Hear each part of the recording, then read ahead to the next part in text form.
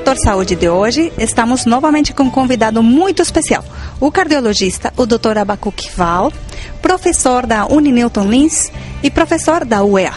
Dr. Abacuque, muito obrigado e novamente seja bem-vindo ao Fator Vida.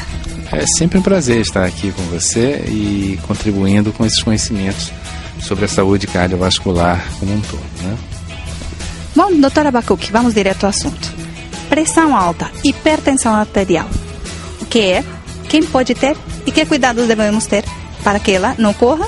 Depois vamos falar sobre o que é mesmo a doença, o que vamos fazer com ela. Hipertensão arterial, que é o que nós chamamos de pressão alta, eu costumo usar um exemplo que eu acho que esclarece mais, que é o exemplo da casa. A dona de casa, aquele que está também nos assistindo, sabe que a água passa por dentro de canos e que se você trocar esses canos por canos de calibre menor, diminuir o calibre do cano, a pressão dentro do cano vai ficar muito grande. A água pode até chegar a estourar o cano. É exatamente o que acontece conosco. Nós temos um sistema de vasos que funcionam como se fossem canos, onde circula um líquido ali dentro, que é o sangue. E esses canos, esses vasos, eles não são rígidos. Eles podem diminuir e aumentar o calibre. E devem fazer isso dependendo da necessidade do organismo.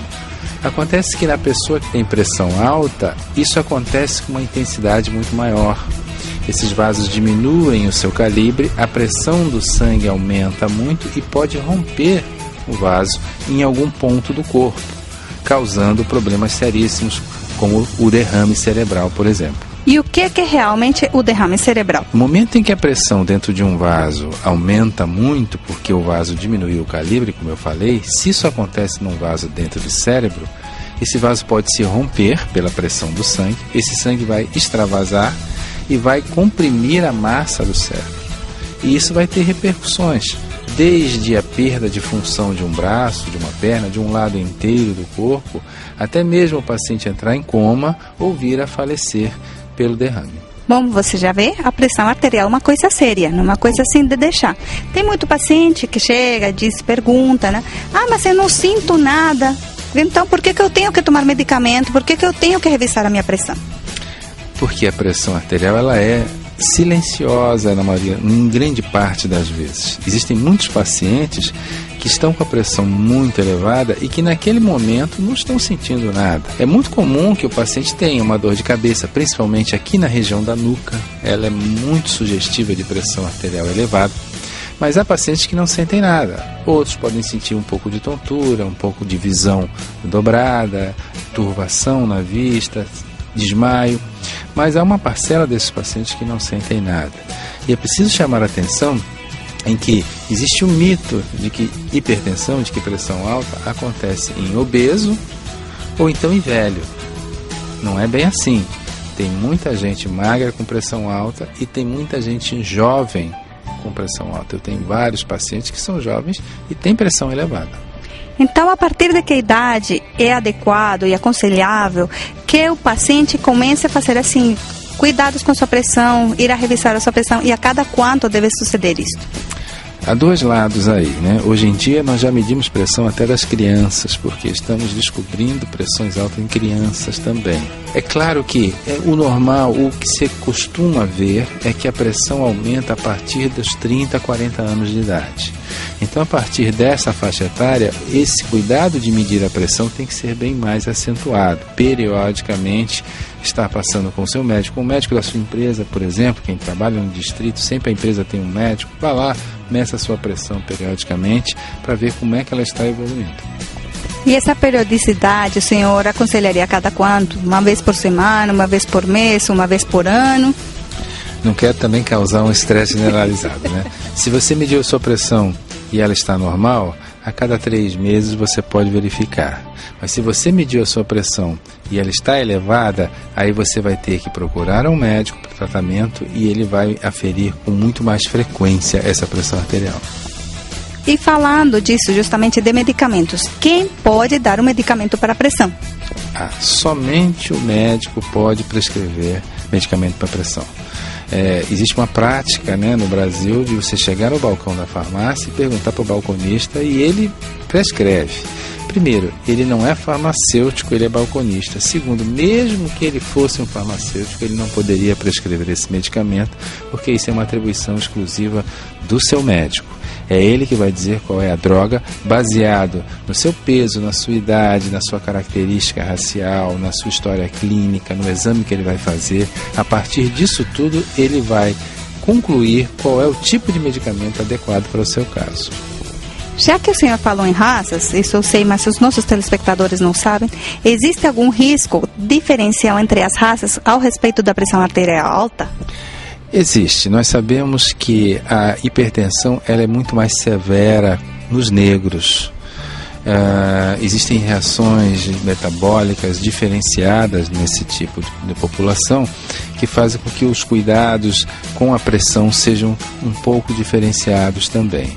Mas, lembrando, qualquer tipo de indivíduo pode estar sujeito a isso. E nós não falamos da alimentação ainda. Acho que é isso que você ia me perguntar, né? E o que fazer? Quem é o grande inimigo do hipertenso? É o sal. Eu vou tirar todo o sal da minha alimentação? Não precisa exagerar também. Mas você vai ter que se acostumar com alimentos com pouco sal. E aí, aquele saleiro na mesa, definitivamente não pode ter mais. Os alimentos salgados, alguns que nem parecem que são salgados, como por exemplo um caldo de carne, um shoyu, né? Alguns temperos prontos, enlatados, embutidos, enfim, esses são alimentos. Há pratos como um tacacá, como um pato no tucupi, aquela picanha, né? Esses alimentos são muito salgados. Se a sua pressão está elevada, você tem que evitá-los com certeza. Bom, e os medicamentos? Porque tem muito paciente que diz, eu não estou sentindo nada, então posso suspender o medicamento. É de risco suspender o medicamento para quem já está tomando o medicamento para baixar a pressão? O paciente diz assim, eu não quero me tornar dependente do medicamento. Vamos colocar da seguinte maneira. A partir do dia em que foi detectado que ele é hipertenso, ele já se tornou automaticamente um paciente que vai tomar medicamento a vida toda. Porque nós não temos ainda a cura para a hipertensão. Isso é uma notícia ruim, mas eu tenho que passar, né? Nós controlamos a pressão arterial, mas ainda não curamos. Então, no dia em que ele deixa de tomar a medicação, ele está sujeito a ter uma elevação. Eu costumo dizer da seguinte maneira, talvez o ladrão não vai à sua casa todas as noites, então você poderia até deixar a porta aberta algumas noites, mas a gente não sabe qual é a noite que ele vai resolver ir lá. Então eu tenho que trancar a porta todas as noites. A pressão é a mesma coisa, eu não sei quando qual é o dia que ela vai subir. Então o jeito é tomar remédio todos os dias para que ela não suba. A medicação é para evitar que ela suba. E a crise hipertensiva, porque tem muito paciente assim que justamente porque acha que está bem, suspende o medicamento. Vocês já sabem, um alô para você telespectador, não pode suspender. A única pessoa que pode modificar ou suspender o seu medicamento é seu médico, não é o balconista, não é a vizinha, não é a tia, não é a mãe, não é o irmão, não é ninguém. Faça isso pela sua saúde.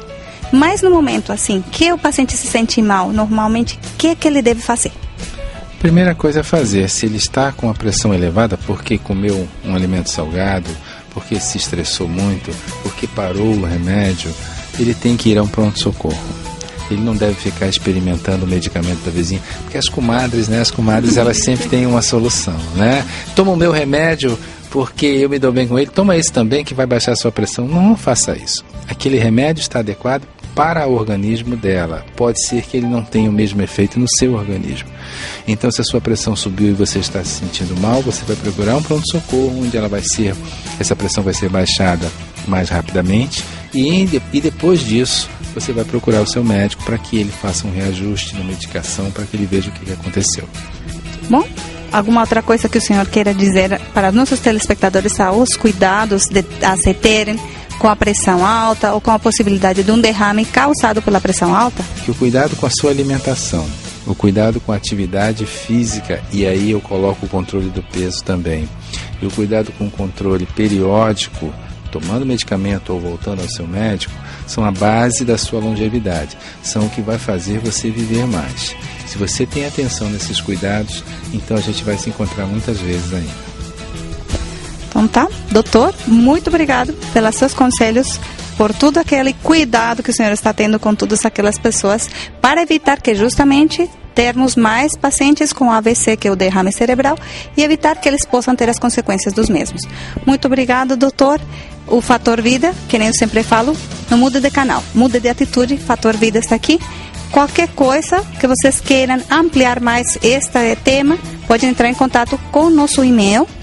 E se quiserem poder falar com o Dr. Abacuque, aqui embaixo também vão sair os telefones de contato dele. Doutor, muito obrigado. Le convidamos novamente aqui no nosso programa para que nos traga mais dicas, mais questões, para que o nosso telespectador possa entender um pouquinho mais do que está acontecendo dentro do corpo dele e por que ele tem que tomar medicação. Eu que agradeço a oportunidade, porque é nosso interesse estar sempre colocando esses conhecimentos para a população da forma mais acessível possível, porque isso é um fator de vida realmente para todos nós. Obrigado.